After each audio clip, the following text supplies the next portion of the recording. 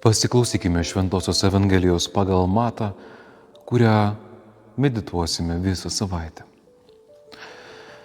Jėzaus Kristaus gimimas buvo toksai. Jo motina Marija buvo susižadėjusi su Juozapu, dar nepradėjus jiems kartu gyventi. Šventosios dvasios veikimu ji tapo nėščia. Jos vyras Juozapas, būdamas teisus ir nenorėdamas daryti jai nešlovės, sumanė tylomis ją atleisti.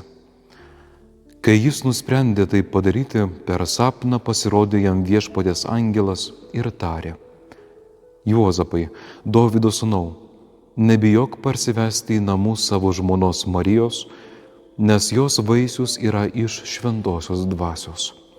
Ji pagimdys sūnų, kuriam tu duosi Jėzaus vardą, nes jis išgelbė savo tautą iš nuodėmių. Visa tai įvyko, kad išsipildytų Viešpaties žodžiai pasakyti per pranašą. Štai mergelė nešios įsčiose ir pagimdys sūnų, ir jis vadinsis Emanuelis, o tai reiškia Dievas su mumis. Atsikėlęs Juozapas padarė taip, kaip Viešpaties angelo buvo įsakyta, ir parsivedė žmoną pas save. Tai Viešpaties žodis.